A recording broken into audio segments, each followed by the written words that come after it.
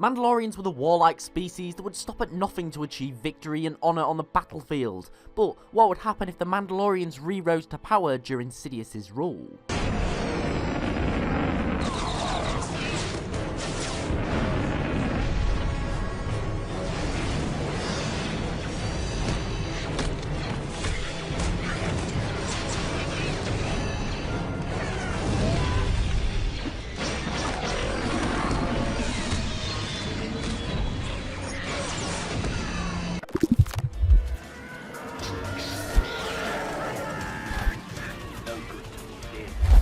So this is a fairly relevant subject, as by the look of Rebels Season 4 trailer, Mandalore is going to be a key setting. Now in our timeline, the warrior culture of Mandalore did kind of return due to Maul and the Death Watch. Eventually, following Duchess Satine's murder at the hands of Maul, the Republic became involved and allied themselves with a splinter group of Death Watch, known as the Protectors, in pushing the Death Watch out.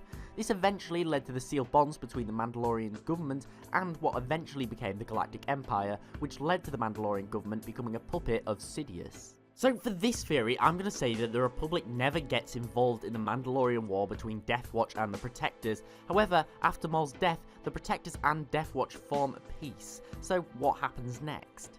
Well, after the destruction the Civil War brought, the Mandalorians would likely begin to drop their agenda of peace. After all, it was under Satine's peaceful government that an outsider, Maul, seized control. So due to fear-mongering alone, the Mandalorians would likely begin to reignite their ancient warlike culture. So I'm going to say that the Mandalorians quietly begin to refill their ranks and build their navy, whilst the Clone Wars come to its natural end, with the fall of the Jedi and the rise of Sidious. However, the Mandalorians keep slowly building their strength, and it's likely they'd be fairly uninterrupted when Sidious does rise to power. You see, Mandalore is in the Outer Rim, and when Sidious takes control, he focuses on ex-Separatist worlds, as he knows they're going to be the biggest threat. Mandalore would be relatively weak and not too valuable, especially after the war, so the Mandalorian government could continue to grow its strength and continue to support its militaristic regime, all in the absence of any Imperial interruption. So to understand why Mandalorians reverting back to their old ways is so crazy, it's because Mandalorians are basically some of the greatest warriors in the galaxy. I mean, the entire clone army was based around the Mandalorians, made from and trained by Jango Fett. Even their infamous T-shaped visors were based around Mandalorian armor. I mean, Mandalorian's definition of war is total destruction. These people fought the Sith, Jedi, and Republic.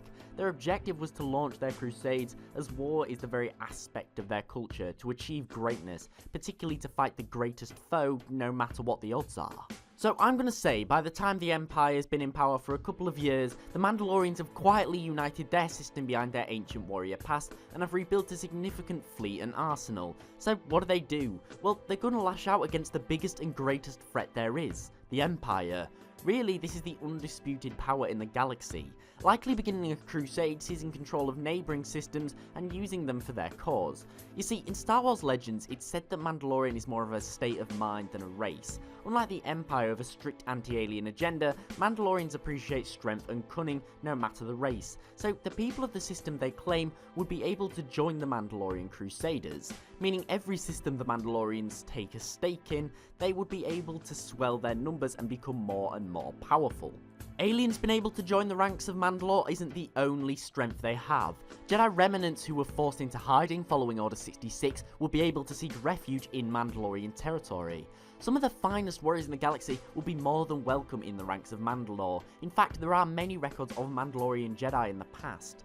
This could potentially lead to a regroup of the Jedi, which would be a very big problem for Sidious. The Jedi leading Mandalorian legions, that sounds terrifying to any foe.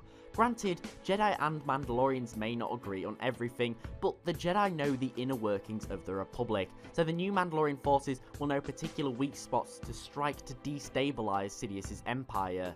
Shipyards, trade lanes, factories, anything important. Ultimately, I really believe that if we got to the stage where the Mandalorian ranks were being filled with the Jedi remnants, anti-imperial sympathizers from all manner of worlds and species, and the war machine being saturated by the spoils of war, then I don't think that the Empire would stand very long at all. And that's not just because I'm a massive Mandalorian fanboy, but people didn't like the Empire, especially aliens, and the Jedi remnants will be publicizing Sidious's schemes and betrayal, so even loyal Imperials will begin to question the legitimacy of his rule. For this reason, I think Sidious's rule will be cut short. Without the ability to combat Mandalorian onslaught, he wouldn't be able to recruit or train troops quick enough. Eventually, the new Mandalorian Empire would take Coruscant and force the Empire into a full retreat. The galaxy would be a very different place, ruled by the strong, however peacefully and without discrimination which the Empire had thrived on. But what do you think would happen, and what would an empire under the Mandalorians look like? Thanks for watching, I hope you enjoyed, because I had a real blast making this. If so, please like and sub for more content, and follow me on Twitter at The Lore Guy for regular updates. Also, if you like Lord of the Rings, I'd recommend checking out the new Lore series, as it's pretty interesting stuff. Thanks for watching, and I'll see you next time.